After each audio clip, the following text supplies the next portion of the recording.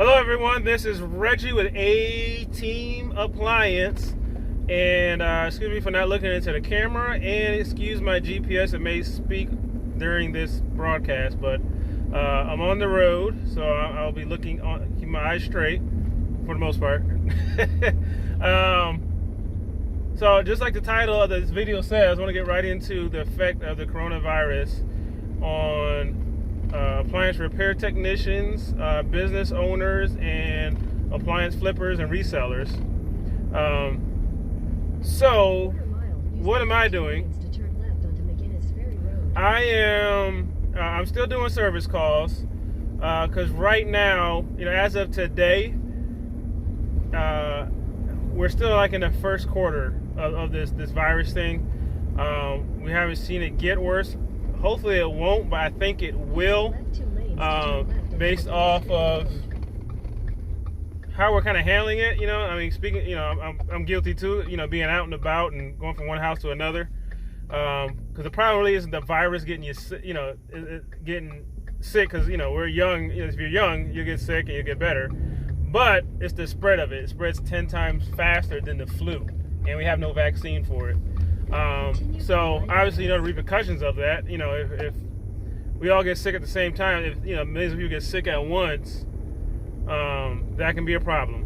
It's taxing the healthcare system, and I'm not trying to be CNN or Fox News right here, but so anyway, it can affect our economy. So God help those who are negatively affected. All of us negatively affected by it, but those who have lost, loved ones and, grandmothers and grandfathers in nursing homes. And but this is strictly talking about how it affects business when it comes to the appliance industry. So this is my 2 cents, obviously, but I want to speak as if things do get worse. I pray it doesn't. But listening to all the experts and how we're kind of handling, taking a lackadaisical approach to handling this, it may. So I don't know. So anyway, so let's talk about if it does, what to do now, what to do in the future, what may happen. So as of right now, so the approach I'm taking is a worst case scenario approach, just being prepared. Same reason why people go and buy, like you can't get toilet paper right now because people aren't thinking they need it now. They're thinking, hey, if things go crazy, we won't have supplies. So that's the reason for the toilet paper issue. And anyway, speaking of that, if you're a service tech, we drive all over the place. Local gas stations. I got a 4-pack of toilet paper from a gas station sitting right on the shelf. So we're all over town. So you go to the gas station to fuel up, look around. So anyway, back to the point. How does this may affect business? Right now, business actually picked up for me. Right now, it's kind of a spike. I'm in Georgia, and it's a spike because people are home now. They're using their machines. Teenagers are home tearing up the machines. And everybody's available. They're not really getting that, oh, I'm only home after 5 stuff. When can you come? Everybody has availability. So, that's the benefit right now. I hate to say any benefits at some time like this. No one come across as insensitive, but you know what I'm saying. You got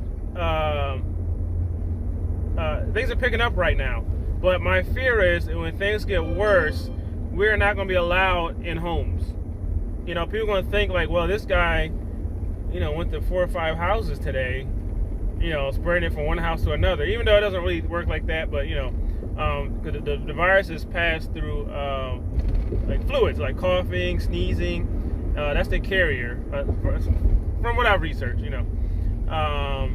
touch a surface somebody coughed on or something like that. But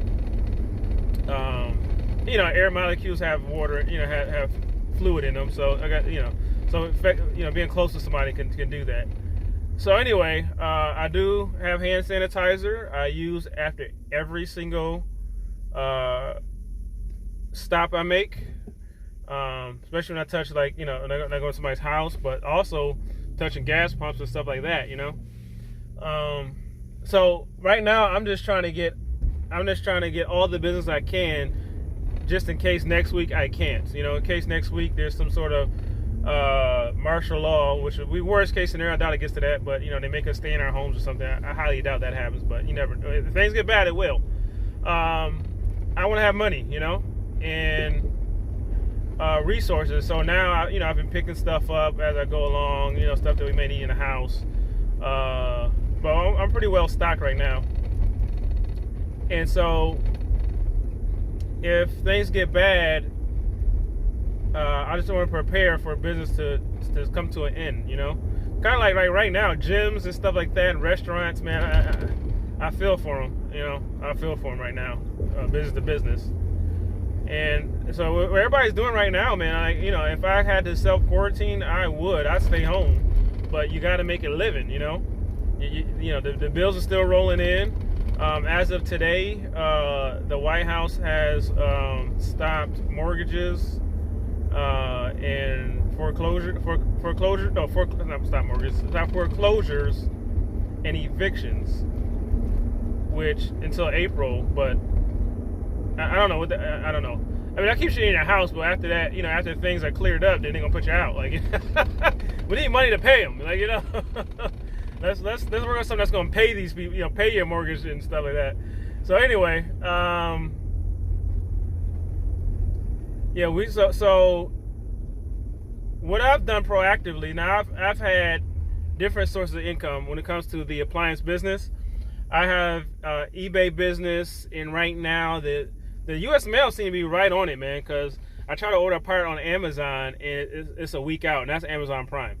And so I think Amazon is going to be hurting, and eBay is still going to be thriving because they don't have warehouses, they have people sending stuff out. As a technician, you do want to hang on to your parts. I think you should charge a bit of a premium because now parts are really going to be hard to get. I haven't been to the parts house yet. I mean, because I keep a lot of my own parts, I rarely go, but I don't know if they're packed or not. But there's going to be a supply shortage of parts if things get worse. And definitely now with shipping being slowed down a bit, parts may become an issue. So to think ahead, it'll be good to, like, if you see an ad for somebody who want to get rid of a washer or dryer, go grab it, man, and pull parts off it. That way you at least have some used part. You have something, and then if you don't need them later, you can always flip them on eBay, or you use them. I mean, we're appliance tech, so after everything recovers, you'll still use the parts at some point. So I have an eBay business, so I have a garage full of parts, my backyard full of machines and parts. Preparing for the worst, but I've already had that set up anyway. And also what I'm doing is I'm doing what I branded tele repair. And what I'm doing is I am advertising, and actually doing paid for advertising, because again, people are at home, they're on Facebook, so Facebook ads and stuff like that, you really get your bang for your buck right now with those. And I've got people, I've got an ad saying, hey, I will walk you through repairing your washer and dryer.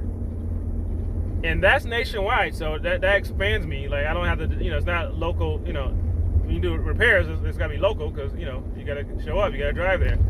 But, so that's one proactive thing I'm doing. I'm starting it now and not waiting until things get bad or, if they get worse. Again, we're still in the first quarter of this thing.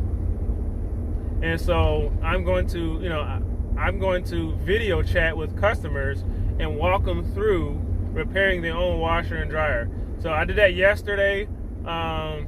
It's gonna be, there's a learning curve to it. I mean, it's a little frustrating because I heard a customer getting mad in the background trying to take apart his machine. Like darn it, he's trying to take a computer off the bottom of a front loader. But he got it. He was cool. It worked out. I was on the phone for maybe an hour, just diagnosing the machine. It needed a door switch, which he ordered, and that's when I found out about the Amazon, Prime taking a week to deliver parts. And I actually have parts, and I'm not sure yet if I'm actually going to sell them directly to the public. I most likely will, especially for people that sign up for my tele repair service. so that's one hustle I'm doing to get ahead of this thing in case things get worse. And if it don't get worse, hey, it's a nice, another nice little side hustle I have to help people repair their own machines, And I take payments through PayPal because now everybody's familiar with paying online and stuff like that. So the fear is almost gone with that. So that's awesome. And so I've been doing that. If you guys have any other ideas that you may be doing, please leave it in the comments below. The future, if things get really, really bad and there's a lockdown situation, I think that will help people, especially if you're locked in the house, you need a washer and dryer. And I think our industry is in a good position during crisis times like this, because if people are stuck in their house, they're going to need service work, man. HVAC. Imagine like if you do HVAC in the summer and it goes out, people have to get there to help. That's actually a emergency situation. That electricians, if someone's electricity goes out or whatever, there's an electric problem. You gotta have your fridge go. Your fridge can't cool your food. It's an emergency situation. So I think we'll be okay, but we have to be prepared, especially when it comes to parts, because we'll be done if things happen and we go try to fix something, but we can't have access to parts. Man, you talk about a pissed off customer, especially in a crisis situation, man. So anyway, so we got that. I'm still doing service calls, trying to stay safe. If I see somebody that's actually sick, I'm out. Sorry, not being yeah, it's just silly to stay around for that, and you're being responsible for calling me out. So, but yeah, so that's a hustle. I got a friend who actually is offering to repair machines in your garage. You never know. I think it'd be tough to ask somebody to haul their machine into the garage, but you never know. People might do it, So that's what he's doing. So that's a good option, I guess, for people who may not be into technology. But getting into that right now is the best time. If you're still saying, oh, I don't understand this internet stuff, this online stuff, I don't do it, I'm old school, you are putting yourself at a huge disadvantage and risking your family's safety and livelihood. Embrace technology. If you haven't done it, this is even more reason to do it. Learn how to video chat, learn how to use your smartphone, because it's the best way to communicate now. And if things get worse, it's going to be the mandatory way to communicate with people. But I think that's all I got to say. kind of just this venting, man. But so we doing, man. I'm on my way to a service call now, and we're still rolling. Just trying to stay safe, and do what we got to do though, man. Because you got to make a living. You got to make a living, man. There's gyms that are still open around here, and I get it, because if you close your doors, so it's a rock and a hard place. You want to be safe. You want to do what's right for society, but also, if there's no help, and it don't look like we're gonna get anything from the federal government anytime soon. They're doing little things, like a little $1,000. I'm not sure what that's going to actually do at this point. But if you can't just close your doors, because the bills still keep rolling in. So, personally, I think it would help if there's a way, and the private sector has done an awesome job, with this. But if there's a way to postpone payments on on essential things, that would help big time, other than getting money, in my opinion. Because the money goes, cash is a middleman towards other things. So let's just cut out the middleman and just go right to those things that we need money for. And, well, that's where I'm at, man. It's been a 14-minute rant. But I hope you guys got something out of it, especially when it comes to just looking ahead. And, no matter, as far as the politics, look both ways, man. One part of politics is saying, oh, this is a panic, it's nothing. The president said at one point, the virus will magically go away because of the heat. I'm not, that doesn't sound scientifically sound, but prepare. Don't panic, but prepare. Somebody like coughs near you, don't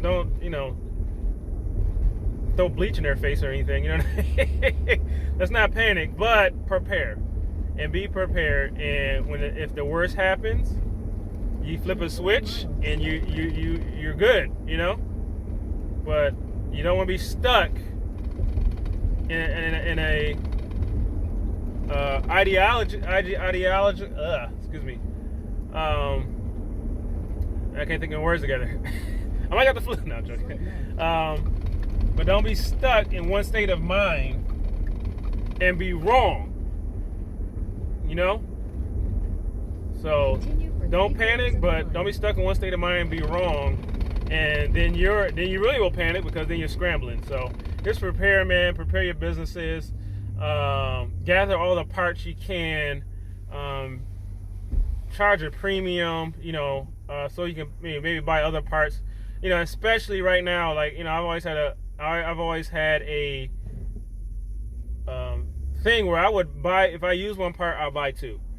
And right now, we can still buy parts. Amazon has stopped their sellers from shipping things in, so that means things are going to run out. The non-essential things will run out, such as heating elements, stuff like that, if you use Amazon. In the parts house, I don't know.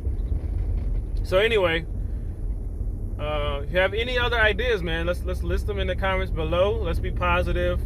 Let's post things that are helpful to others. Hopefully this video was helpful. I know I said some things that are my own opinion, but hopefully there were some things in there that are helpful. Give you some ideas on preparing for the worst if it happens, and staying diligent during these times. Staying diligent now. This is Reggie with A-Team Appliance. See ya.